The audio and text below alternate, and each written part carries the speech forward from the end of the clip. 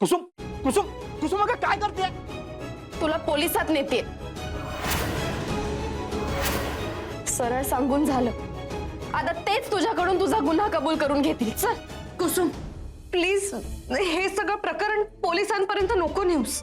वहिनी प्लीज, तू मध्ये पडू नकोस. आम्ही बर्बाद होऊ. अगं शशांकचं करिअर संपेल. मग त्याने हा विचार फ्रॉड करण्याआधी करायला हवा होता. अगं बाबांचा तरी विचार कर. त्यांची कंडिशन माहितीये ना तुला.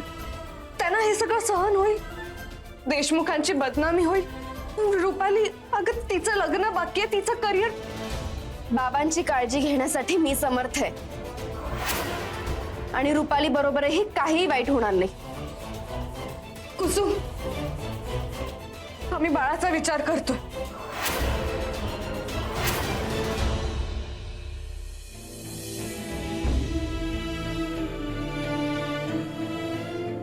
आमचा नाही, निदान ह्या गोष्टीचा तरी विचार कर प्लीज.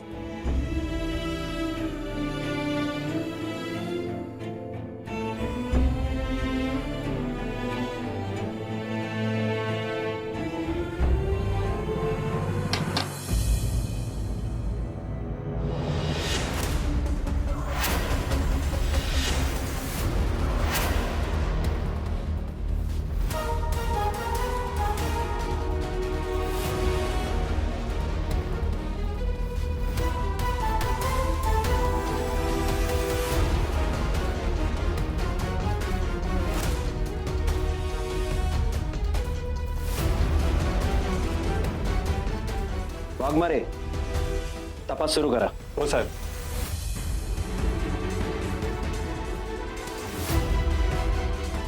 ड्रीम वर्ल्ड कंपनी तुम्हीच फॉर्म केली आहे ना?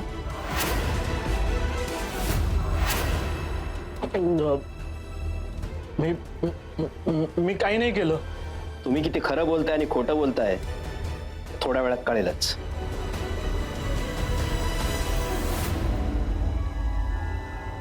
साहेब लॅपटॉप.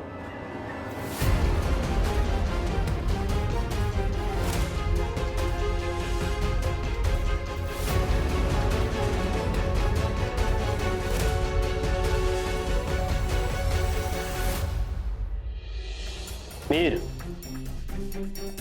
चेक करा. हो सर. अहो हा माझा लॅपटॉप आहे. तुम्ही असा हात नाही लावू शकत. माझा लॅपटॉप. मिस्टर देशमुख, एक मिनिट, त्यांना जरा चेक करू दे.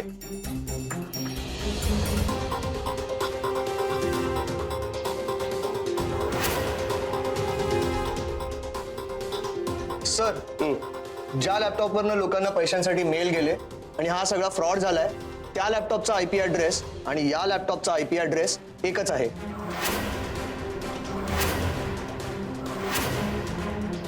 वाघमारे, घेऊन चला ना. एक मिनिट. हे मी केलंय.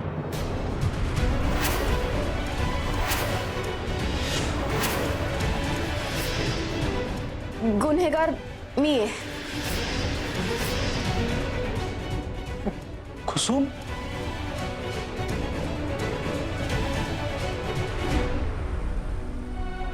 मॅडम, मला वाटतं तुम्ही तुमच्या भावाला वाचवण्याचा प्रयत्न करताय.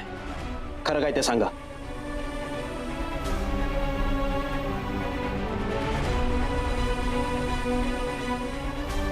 ओके.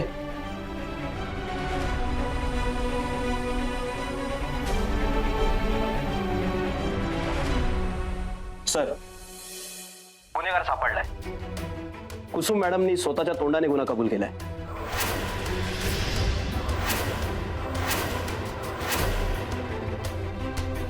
इन्स्पेक्टर, एक काम करा, तिला इथे ऑफिसमध्ये घेऊन या. Okay sir. कुसुम सरनोबत यांनी गुन्हा केला नाहीये, मला खात्री आहे. आम्हालाही तसंच वाटतंय सर, पण त्या काही सांगायला तयार नाही आहेत. मला नक्की सांगेल. आधी तिला इकडे घेऊन या. हो सर, येतो.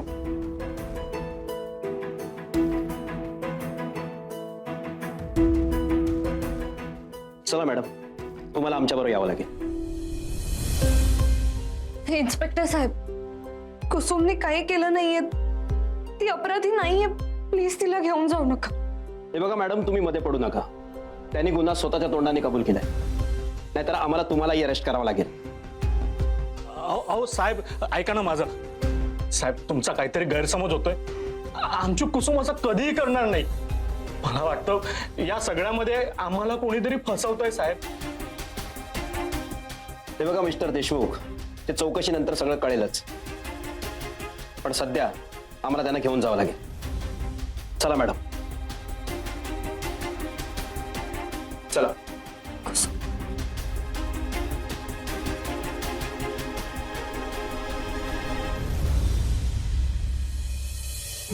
झालं समाधान? अनुजला फसवण्यासाठी हे सगळं करत होतास ना तू? काय घडलं कळतंय तुला? तुझ्या निर्दोष बहिणीला घेऊन गेले ते. कुसुम तुला सांगत होती पैसे परत कर. शशांक, तू पैसे परत नाही केलंस ना, तर मी जाऊन सत्य सांगेन. मी चुकलो मृदुला. मी खूप मोठी चूक केली.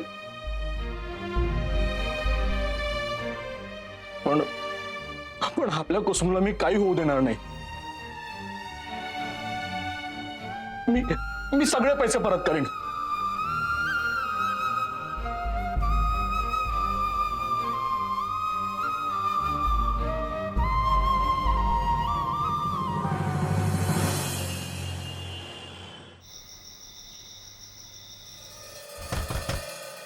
कम इन.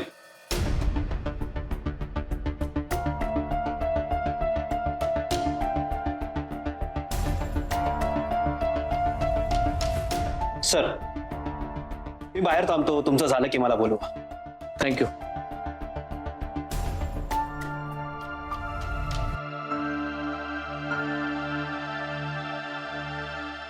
बस बस.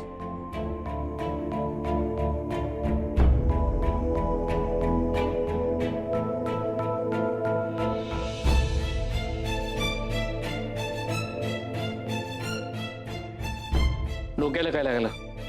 ते मगाशी जरा इथे लागलं.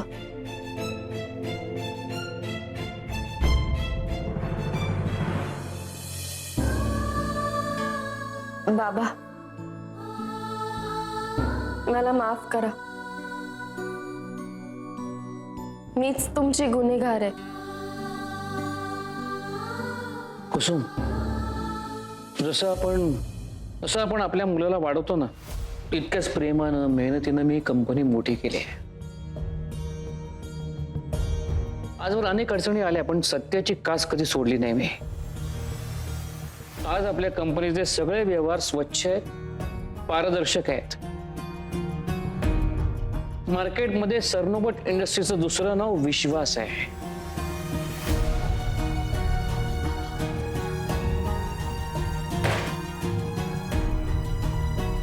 आज त्या विश्वासाला तडा गेला. न शांतता येण्यासारखा तडा. एक गोष्ट क्लिअर करतो, शिक्षा होणार. मी तयार आहे. माझं बोलून संपलेलं नाहीये कुसुम. शिक्षा होणार, ती खऱ्या गुन्हेगाराला. मीच गुन्हा केलाय. कुसुम, तू खरंच गुन्हा केला असतास ना, तर आता इथे माझ्या नजरेला नजर देऊन बोलू शकले नसतेस तू. कोणाला पाठीशी घालतेस तू? जितक्या रुपयांचा फ्रॉड झाला ना, ती रक्कम माझ्याकरता काय फार मोठी नाहीये. एका सेकंदात सगळ्यांचे सगळे पैसे मी देऊ शकतो, पण मी तसं करणार नाही. कारण तसं करूनही माझ्या नावावरचा डाग जाणार नाही. ज्या व्यक्तीनं माझ्या नावावर शिंतोडे उडवले त्याला मी माफ करणार नाही.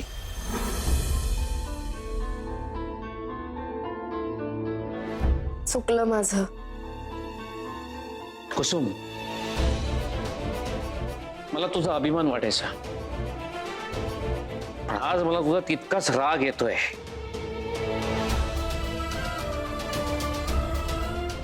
माहेरची लाज राखण्यासाठी तू सासरची प्रतिष्ठा पणाला लावलीस.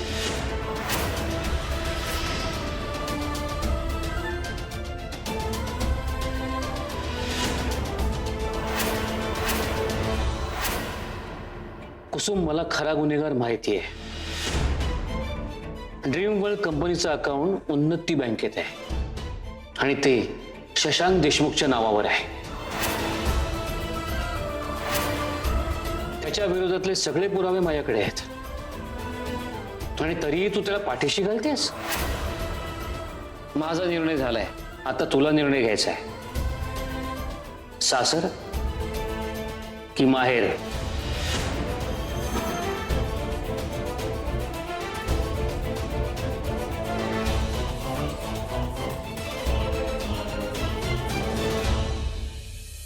आणखी एक गोष्ट, तू इथे येण्याआधी शशांकने इन्व्हेस्टरचे सगळे पैसे कंपनी अकाउंटमध्ये ट्रान्सफर केलेत. आता ते त्याने घाबरून केलेत का तुला वाचवण्यासाठी केलेत हे तुला चांगलं माहिती. आणखी काही पुरावा हवाय? कुसुम, एखादा माणूस पहिल्यांदा गुन्हा करतो ना तेव्हाच त्याला लगाम घालायचा असतो, नाहीतर त्याची हिंमत वाढते आणि मग तो अट्टल गुन्हेगार होतो. आज हे पुन्हा एकदा सिद्ध झालं, नाती बिझनेसमध्ये आणायची नसतात, ते शहाणपणाचं आहे.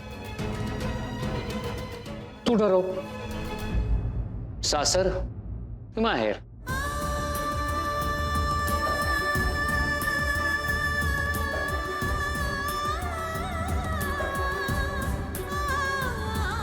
दादा, मला असं वाटतं की तू कुसुमला एवढा टोकाचा निर्णय घ्यायला सांगू नये. काका, बाबा बरोबर बोलतायत. चुकीच्या व्यक्तीला साथ देऊन अप्रत्यक्षपणे आपण पण गुन्ह्यात सामील होतो.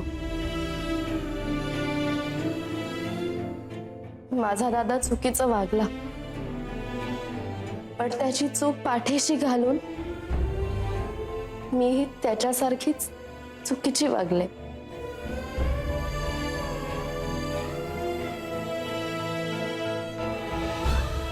माझी तुमच्याकडे एक रिक्वेस्ट आहे.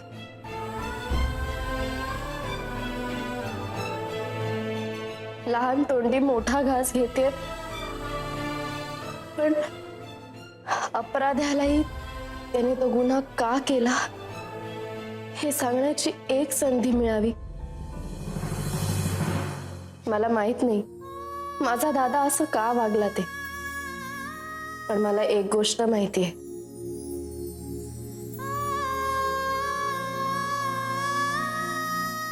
जगण्यासाठी जसा श्वास महत्वाचा असतो ना, तितकीच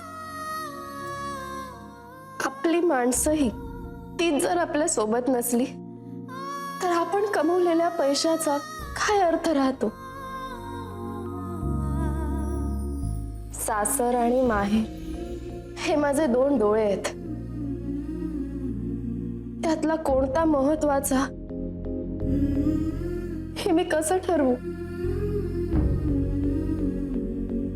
देव न करो, पण उद्या तुम्हाला माझ्यामध्ये आणि अनुजमध्ये एका कोणाची निवड करायला सांगितली तर? दादाने ते पैसे ट्रान्सफर केलेत ना बाबा, आपण ते पैसे त्या लोकांना परत करून टाकूया. मी तुम्हाला अजिबात म्हणत नाहीये की माझ्या दादाला माफ करा, पण बाबा प्लीज त्याला त्याची चूक सुधारण्याची एक संधी द्या.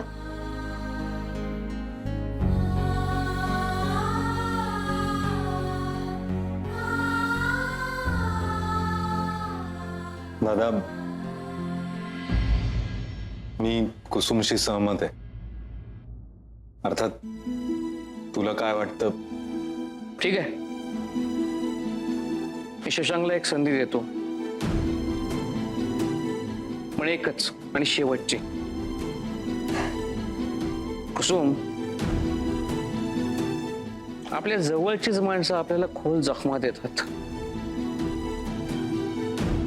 पण प्रत्येक वेळी मुकाट्यानं एकट्यानंच त्या जखमांच्या वेदना सहन करण्यात शहाणपणा नसतो.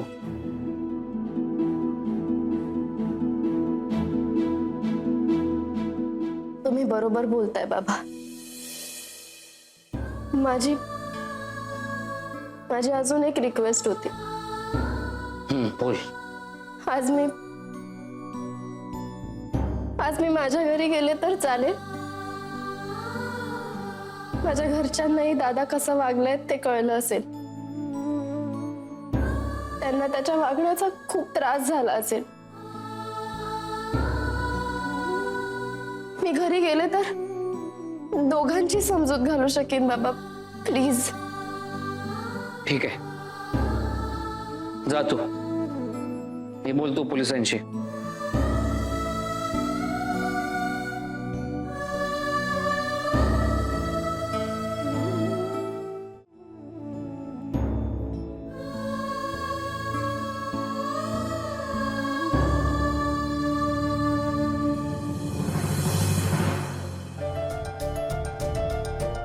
दादा एक सांगू, तू कुसुमला चुकीचं समजू नकोस. तिने शशांकला पाठीशी घातलं असेलही, पण याचा अर्थ असा नाही की तिचं अनुजवर प्रेम नाही. माहिती आहे मला, कल्पना आहे त्याची मला. या सगळ्याचा तिला जास्त त्रास होतोय. त्या शशांकशी बोलतो मी.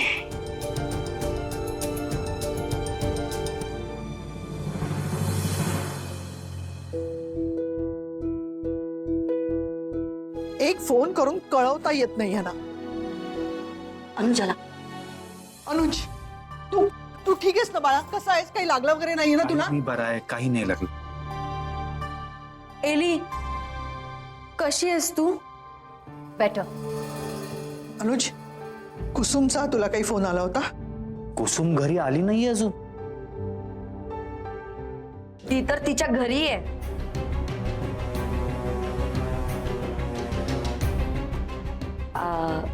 आय मीन ती तिच्या माहेरी गेली. अशी न सांगता कशी गेली असेल? आई आज ऑफिसमध्ये खूप गडबड होती.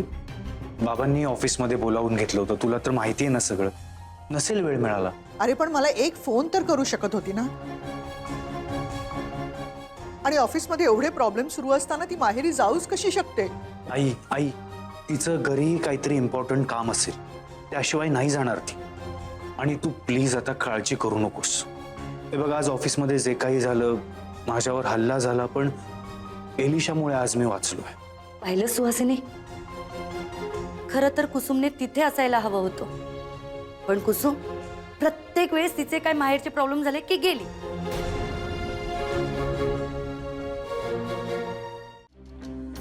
इली, ही बॅग. ऍक्च्युली मी एलिशाला आपल्या घरी राहायला घेऊन आलोय. तू तिला इथे राहायला आणलंस, चांगलं केलंस. ऍक्च्युली फक्त 3-4 दिवसांचा प्रश्न असेल. म्हणजे नवीन अपार्टमेंट मिळेपर्यंत. अनुज, कुसुमला सांगितलंस ना इलिशा इथे राहणार आहे ते? नाही. अरे तिला फोन करून कळव ना मग. तिची मैत्रीण इथे राहणार आहे हे तिला माहित असायला हवं ना.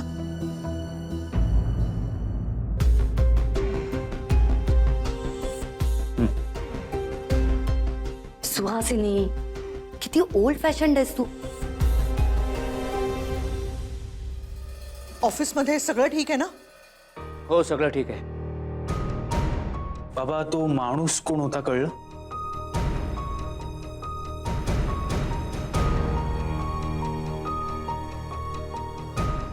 तू नको लक्ष देऊस त्याच्याकडे. आम्ही आहोत ना. तू तुझ्या ड्रीम प्रोजेक्टवर कॉन्सन्ट्रेट कर.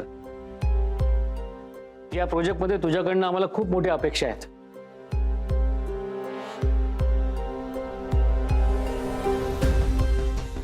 आणि डोंट वरी, ती जी कोणी व्यक्ती होती तिने सगळे पैसे परत केले.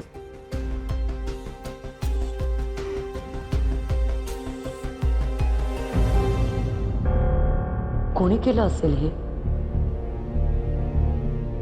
तू कुसुमला फोन करून बोलून घे. कशाला?